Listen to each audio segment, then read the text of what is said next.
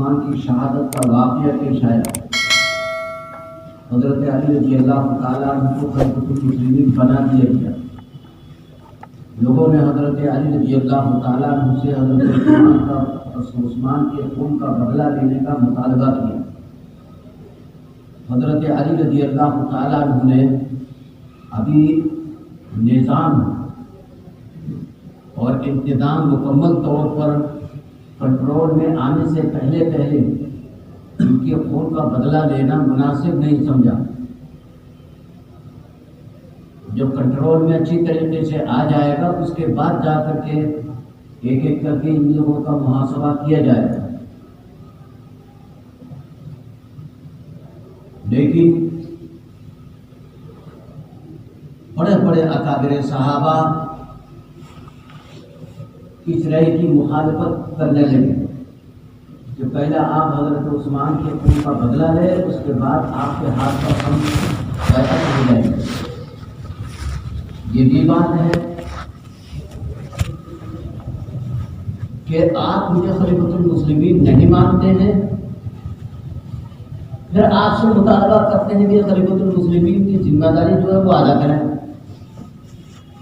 یہ تو بات ہو گئی۔ خلیفۃ المسلمین کی ذمہ داری ادا کرنے کے لیے آپ مطالبہ بھی کر رہے ہیں اور ہاتھ پر بیعت بھی نہیں کر رہے ہیں۔ چنانچہ شیرازہ بالکل بکھر گئے۔ حضرت طلحہ اور حضرت زبیر نے بھی بیعت نہیں کی۔ یہ دونوں حضرات بھی مکہ مکرمہ، یہ دونوں حضرات بھی حج پہ تھے۔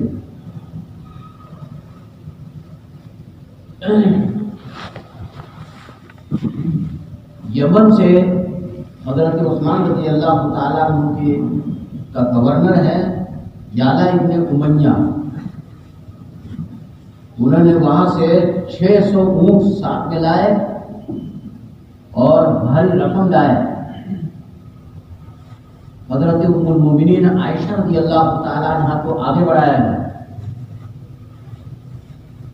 چنانچہ ادھر اور بصرہ کے گورنر بھی حضرت عثمان رضی اللہ تعالیٰ عنہ کے مقرر کردہ ہے، وہ بھی کافی بھاری سامان لے کر کے مکہ پہنچ گئے۔ حضرت علی رضی اللہ تعالیٰ عنہ نے جب یہ شکل دیکھی تو حضرت علی رضی اللہ تعالیٰ عنہ نے مکہ مکرمہ سے بصرہ کا سفر کیا، اور بصرہ میں فوجی اڈا جو ہے وہ بصرہ میں ہے، کوفہ بصرہ میں ہے۔ تو اپنے کوفہ بصرہ کی فوج کو لے کر کے حضرت علی رضی اللہ تعالیٰ عنہ نے ان پر کنٹرول کیا۔ حضرت ام المومنین عائشہ رضی اللہ تعالیٰ عنہ کو آگے بڑھایا گیا، اور دوسرے ام المومنین وہ ساتھ میں کچھ راستے پر آنے کے بعد انہوں نے کہا کہ ہم مدینہ جاتے ہیں۔ سارے کے سارے ازواج مطہرات مدینہ چلی گئی، حضرت ام المومنین عائشہ رضی اللہ تعالیٰ عنہ رہ گئی، اور انہی کے ذریعے سے ان کو آگے بڑھا کر کے یہ لشکر بنا۔ جب یہ لشکر آتے وادی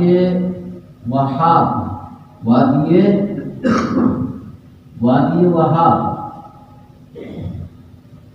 پر پہنچے، حضرت عائشہ رضی اللہ تعالیٰ عنہ نے فرمایا کہ کون سے علاقہ ہے یہ؟ لوگوں نے کہا ہے کہ وادی حواب ہے، وادی حواب۔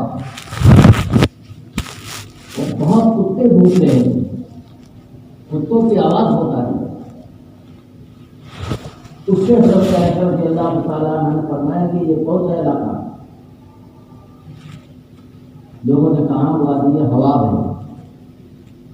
تو فوراً تالی بجا کر کے کہنے لگے کہ مجھے واپس لے جاؤ، یہاں سے واپس لے جاؤ، ردونی۔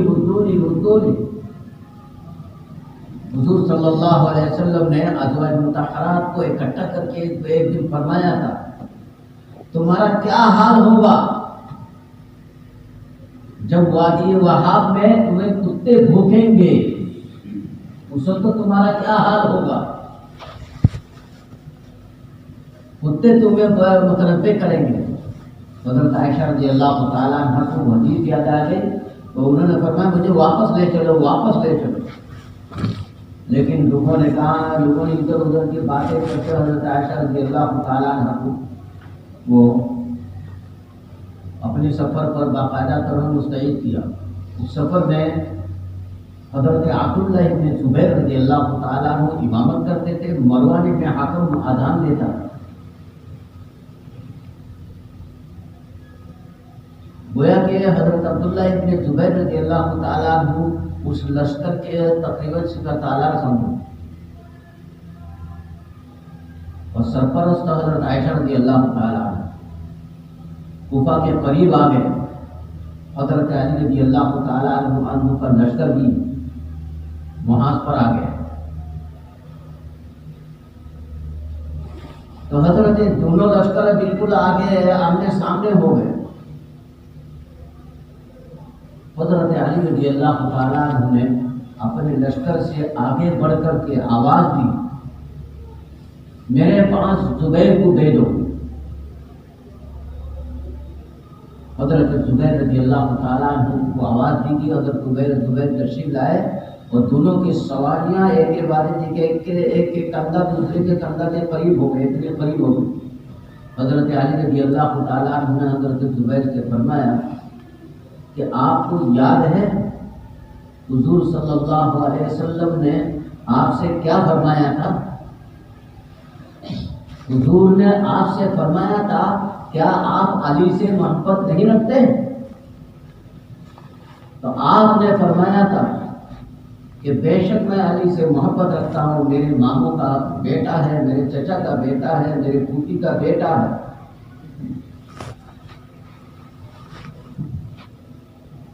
تو حضور نے فرمایا کہ تم علی سے مقابلہ کرو گے اور اس موقع پر تم ظالم ہوں گے اور علی مظلوم ہوگا، وہ تمہیں یاد ہے؟ حضور نے فرمایا تھا۔ حضرت زبیر رضی اللہ تعالیٰ عنہ نے فرمایا کہ میں بھول گیا تھا، مجھے اب یاد آیا۔ حضرت علی نے حضور کی پیشنگوئی مکمل دہانی کرائی، تو حضرت زبیر رضی اللہ تعالیٰ عنہ کی گھوڑے پر ایڑی ماری سواری پر، اور اپنے لشکر کے صفے چیرتے ہوئے واپس چلے گئے، جا رہے ہیں۔ جب جانے لگے تو عبداللہ ابن زبیر نے بیٹے نے کہا کہ آپ کہاں جا رہے ہیں؟ کہا ہے کہ علی نے مجھے وہ حدیث شریف سنائی ہے جو حضور صلی اللہ علیہ وسلم نے مجھے بیان کیا، اور میں نے قسم کھا لی ہے کہ میں علی سے نہیں لڑوں گا۔ میں نے قسم کھا لیا تھا علی سے کبھی نہیں لڑوں گا۔ تو عبداللہ ابن زبیر کہنے لگے کہ قسم کا کفارہ دے دیجئے گا۔ کہا میں کفارہ دے دوں گا، میں لڑنے کے لیے آیا تو میرے اوپر کفارہ واجب ہو ہی گیا۔ تو ان کا غلام سجد تو انہوں نے آزاد کر دیا، اور ام المؤمنین حضرت عائشہ رضی اللہ تعالیٰ عنہ سے جا کر کے فرمایا کہ میں نے قسم کھا لی ہے علی سے نہیں لڑوں گا، کہ مجھے حضور صلی اللہ علیہ وسلم کا ارشاد یاد دہانی کرایا گیا۔ چنانچہ لشکر سے الگ ہو کر کے، اب اس سے پہلے بتاتا ہوں، جب لشکر آمنے سامنے ہو گئے تو حضرت زبیر نے عبداللہ ابن زبیر کو وصیت کی کہ بیٹے کہ آج میں مظلوم مارا جاؤں گا، میرے قرضہ ہے اتنا اتنا اتنا اتنا قرض ہے، میرے سارے جائیداد میری دولت بیچ کر کے سب سے پہلے میرے قرضہ ادا کرنا، اور قرض ادا کرنے کے بعد باقی مال میں سے 1/3 وصیت پوری کرنے کے لیے الگ کرو، اس 1/3 میں سے تہائی کا تہائی تمہاری اولاد کے لیے، اور باقی سارا مال جو بچے گا وہ میرے اولاد کے لیے، میرے وارثین کے لیے۔ سب سے پہلے میرے قرض ادا کرنے کی کوشش کرنا، اگر قرض ادا کرنے میں کمی رہے تو میرے مولا سے مانگنا۔ تو عبداللہ ابن زبیر نے فرمایا، یہ حدیث شریف کا حکم میں بیان کر رہا ہوں، عبداللہ ابن زبیر نے فرمایا کہ آپ کا مولا کون ہے؟ کہ میرا مولا اللہ ہے، اس سے مانگنا۔ اب اس کے بعد اس وصیت کے بعد یہ آمنے سامنے کا معاملہ ہوا. زبیر جانے لگے. عبداللہ ابن زبیر نے کہا کہ آپ کہاں جا رہے ہیں؟ کہا میں نے قسم کھا لیا کہ علی سے نہیں لڑ سکتا، میں علی کے مقابلہ پر میں نہیں آ سکتا، میرا حضور سے وعدہ ہے. تو عبداللہ ابن زبیر نے کہا ہے کہ اتنے بڑے لوگوں، اتنے بڑے لشکر کو آپ نے پورا جمع کیا، جمع کرنے کے بعد خود ہی لشکر چھوڑ کر کے جب آمنے سامنے ہو گئے تو آپ لشکر چھوڑ کر جا رہے ہیں. تو حضرت زبیر نے فرمایا کہ میں نے قسم کھائی ہے حضور صلی اللہ علیہ وسلم سے، میرا وعدہ ہے کہ میں علی سے کبھی نہیں لڑوں گا. چنانچہ لشکر چھوڑ کر کے حضرت عائشہ سے ملاقات کر کے اطلاع دے کر کے چلے گئے. وادی سبا میں جا کر کے قیام فرمایا. تو رات کے وقت حضرت زبیر رضی اللہ تعالیٰ عنہ وہاں سو رہے. عمر ابن جرمس اس نے جا کر کے سونے کی حالت میں حضرت زبیر رضی اللہ تعالیٰ عنہ کو شہید کر دیا. تو مظلوم مارا گیا.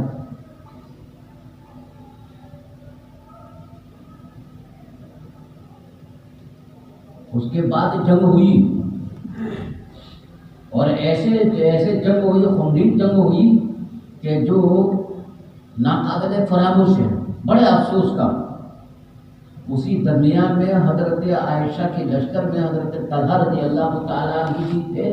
حضرت طلحہ کو ایک دائمی تیر آ کر کے لگی اور اس سے وہ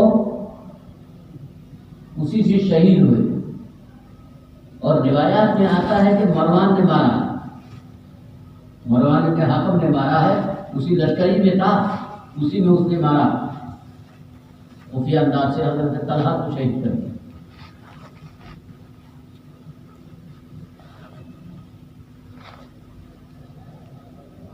عشرہ مبشرہ میں سے یہی 3 آدمی باقی رہ گئے تھے، حضرت علی، زبیر، طلحہ.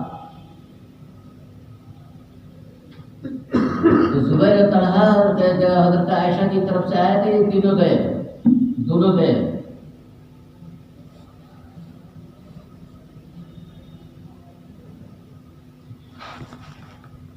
تو ایک کے بعد دیگرے حضرت عائشہ رضی اللہ تعالیٰ عنہ کی سواری کے لگام پکڑے ہوئے، رسی پکڑے ہوئے ہیں. جو رسی پکڑتے تھے وہ آگے آگے چلتا تھا، اونٹ جہاں آگے آگے چلتا تھا لشکر اس کے پیچھے پیچھے. تو وہ ایک ایک کر کے مارے جاتے تھے. 14 آدمی نے ایک کے بعد ایک دیگرے گھٹنی کی رسی پکڑی. اس کے بعد حضرت علی کے لشکر کے سمجھدار لوگوں نے آ کر کے حضرت عائشہ کے اونٹنی کے پیر کاٹ دیے، پیر میں مارا، اونٹنی بیٹھ گئی. اور جو ہی اونٹنی بیٹھ گئی حضرت علی کے لشکر کے لوگوں نے آ کر کے حضرت عائشہ کی کجاوا کو اٹھا لیا. کجاوا اٹھایا اور دوڑ دوڑ کر کے لوگ آ رہے ہیں کہ ام المؤمنین آپ کو کوئی چوٹ لگنے لگی.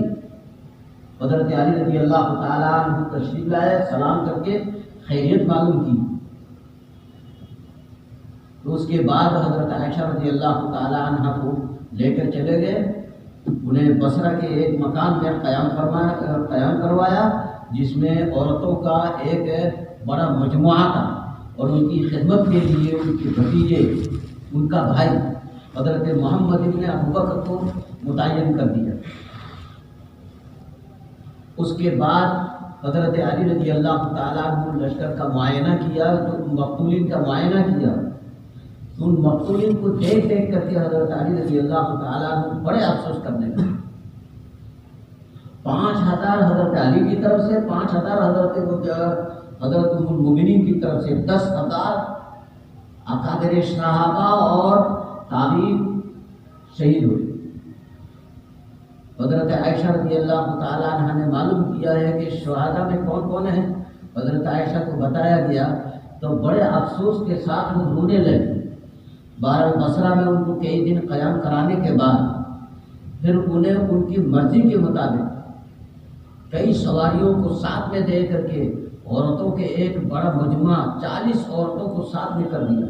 حضرت عائشہ رضی اللہ تعالیٰ عنہ کے ساتھ پھر مدینہ منورہ میں روانہ ہو گئی.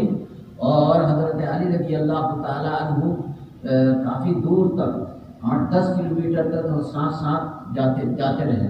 پھر اس کے بعد حضرت عائشہ کو رخصت کر کے حضرت علی رضی اللہ تعالیٰ عنہ کوفہ آ گئے.